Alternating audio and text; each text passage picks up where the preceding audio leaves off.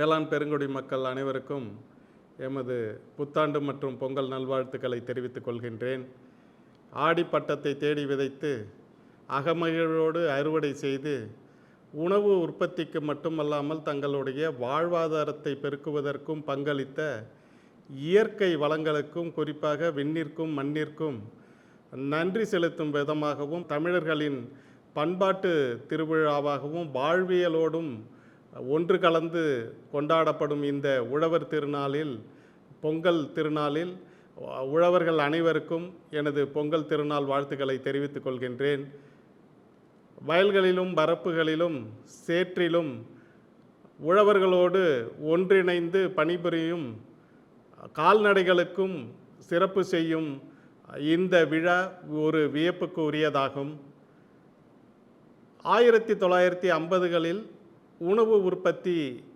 உணவு தானிய உற்பத்தி 50 மில்லியன் டன் என்கின்ற அளவில் நம் தேசத்தில் இருந்த நிலையில் இருந்து இன்று 342 மில்லியன் டன் என்கின்ற அளவிற்கு அதிகரிக்க செய்வதற்கும், எதிர்காலத்தில் 2047இல் 440 மில்லியன் டன் என்ற இலக்கை அடைவதற்கும் தொடர்ந்து பங்களித்து வரும் இந்த உழவர்களின் பங்களிப்பு அளப்பரியதாகும்.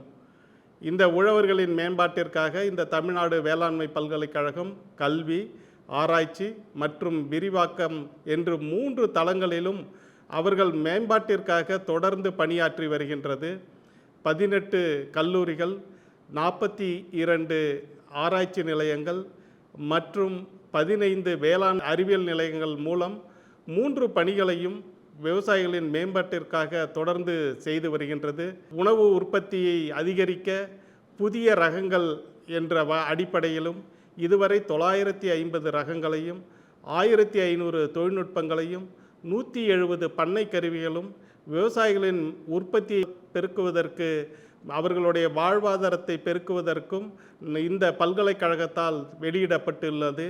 இதுகாரும் உணவு உற்பத்தியில் தன்னிறைவை அடைவதற்காகவே நம் நோக்கம் இருந்த போதிலும், வேளாண்மை என்பது வணிக அடிப்படையில் செய்து, அவர்களுடைய வேளாண்மை ஒரு வணிக அடிப்படையில் செய்து அது ஒரு லாபகரமான தொழிலாக மேம்படுத்துவதற்காக தற்பொழுது தமிழ்நாடு வேளாண்மை பல்கலைக்கழகம் உழவர் உற்பத்தியாளர் நிறுவனங்களின் பணிகளை செம்மைப்படுத்துவதற்கும், வேளாண் விற்பனை பொருட்களை மதிப்பு கூட்டி அதை விற்பனை செய்வதன் மூலம் அவர்களுடைய வருமானத்தை அதிகரிப்பதற்காகவும், அதர் தொடர்பான பயிற்சிகள் மற்றும் ஆலோசனைகள் வழங்குவதும், அதோடு மட்டுமல்லாமல் தொழில் முனைவோர்களை உருவாக்குவதில் பெரும் பங்கு வகிக்கிறது இந்த பல்கலைக்கழகம்.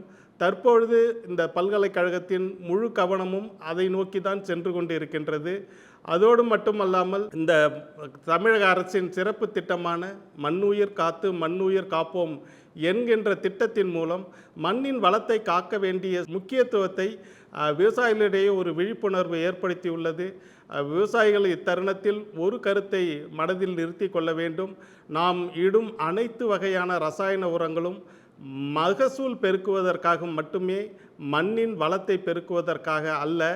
இந்த தருணத்தில் மண்ணின் வளத்தை பெருக்குவதற்கு இயற்கை சார்ந்த வேளாண் முறைகளையும் நாம் முக்கியத்துவம் கொடுத்து இந்த பொங்கல் திருநாளில் ஒரு உறுதியை எடுத்துக்கொள்வோம்.